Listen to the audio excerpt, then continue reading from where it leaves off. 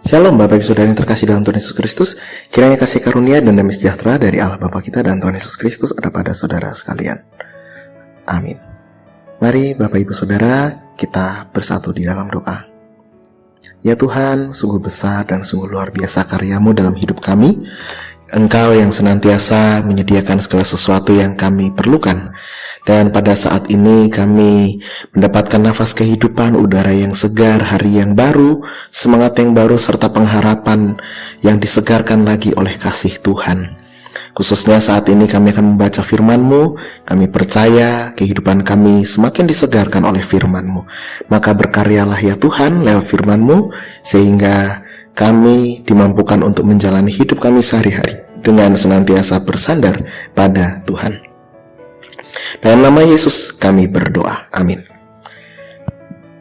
Saudara, bacaan kita pada saat ini diambil dari 1 Tawarik pasal 16 ayat 8 sampai dengan 13. 1 Tawarik 16 ayat 8 sampai dengan 13 yang demikian. Bersyukurlah kepada Tuhan, panggillah namanya, perkenalkanlah perbuatannya di antara bangsa-bangsa. Bernyanyilah baginya, bermazmurlah baginya. Percakapkanlah segala perbuatannya yang ajaib. Bermegahlah di dalam namanya yang kudus. Biarlah bersuka hati orang-orang yang mencari Tuhan. Carilah Tuhan dan kekuatannya. Carilah wajahnya selalu. Ingatlah perbuatan-perbuatan ajaib yang dilakukannya, mujizat-mujizatnya, dan penghukuman-penghukuman yang diucapkannya. Hai anak cucu Israel hambanya, hai anak-anak Yakub orang-orang pilihannya. Demikianlah firman Tuhan. Yang berbahagia adalah setiap orang yang mendengarkan firman Tuhan dan yang memeliharanya. Haleluya.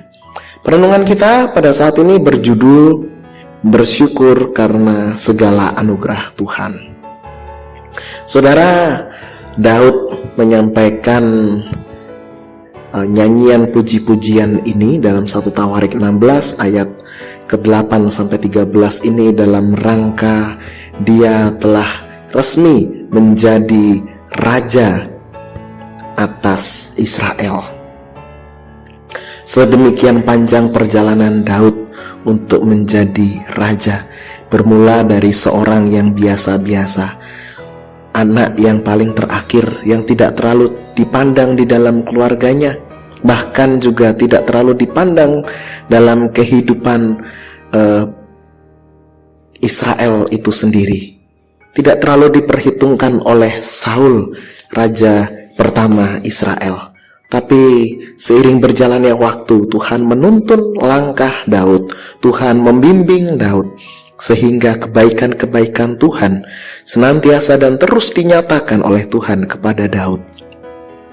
Prestasi-prestasinya menjadi semakin baik dan dia semakin dikenal sampai pada akhirnya kemudian Daud menjadi raja atas Israel. Ada pengakuan dari para pemimpin suku-suku yang ada di sekitar Israel, dan Daud kemudian mengadakan perjanjian dengan mereka, dan Daud pun menjadi raja.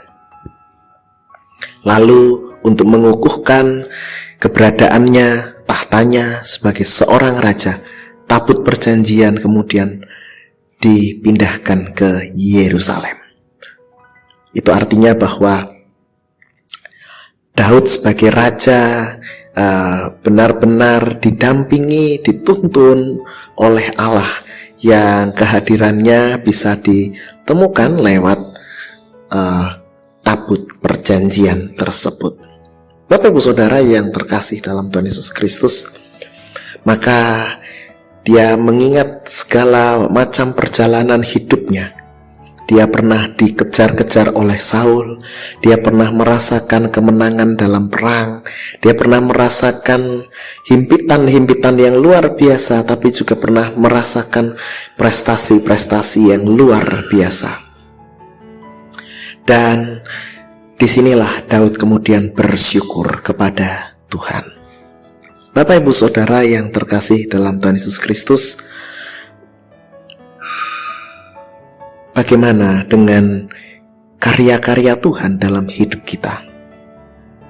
Apakah segala karya Tuhan itu mengajak kita untuk kita semakin bersyukur? Ataukah segala karya Tuhan yang telah kita terima itu semakin membuat kita menuntut kepada Tuhan untuk memberikan lebih kepada kita? Apakah segala karya-karya Tuhan dalam hidup kita membuat kita semakin bersyukur dan semakin rendah hati? Ataukah kita semakin menjadi pribadi-pribadi yang sombong, yang merasa dekat dengan Tuhan, kemudian merasa menjadi pribadi-pribadi yang sombong secara rohani? Kita perlu belajar dari kehidupan Daud, Bapak Ibu Saudara.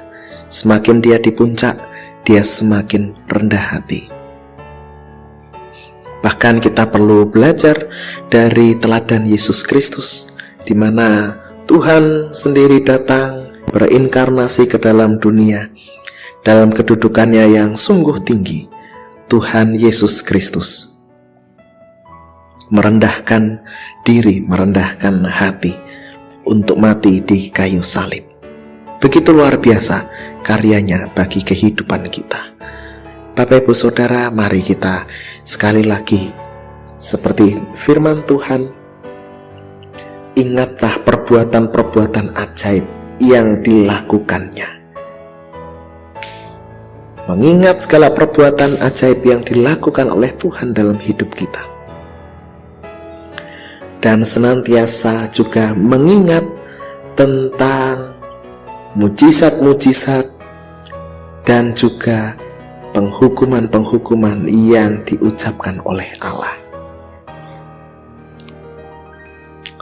Untuk membuat kita semakin lurus berjalan di jalan Tuhan, semakin teguh berjalan di jalan kebenaran. Kiranya Tuhan semakin memampukan kita untuk bersyukur dan semakin teguh berjalan di jalan Tuhan. Amin. Kita berdoa. Bersyukur Tuhan, pada saat ini kami kembali diingatkan untuk mengingat segala keajaiban, berkat-berkat Tuhan untuk kami senantiasa dan terus bersyukur. Mengingatkan kami tentang segala penghukuman-penghukuman Tuhan yang membuat kami untuk tetap teguh di jalan kebenaran, di jalan Tuhan, di jalan kasih. Tolonglah kami Tuhan, teguhkanlah kami senantiasa, supaya kasih-Mu kami nyatakan selalu, dan segala perbuatan ajaib-Mu selalu kami ingat, sehingga hidup kami dipenuhi dengan rasa syukur. Di dalam nama Tuhan Yesus Kristus kami berdoa. Amin. Kiranya kasih karunia dan damai sejahtera dari Tuhan Yesus Kristus, kasih dari Allah Bapa serta persekutuan dengan Roh Kudus menyertai saudara sekalian. Amin.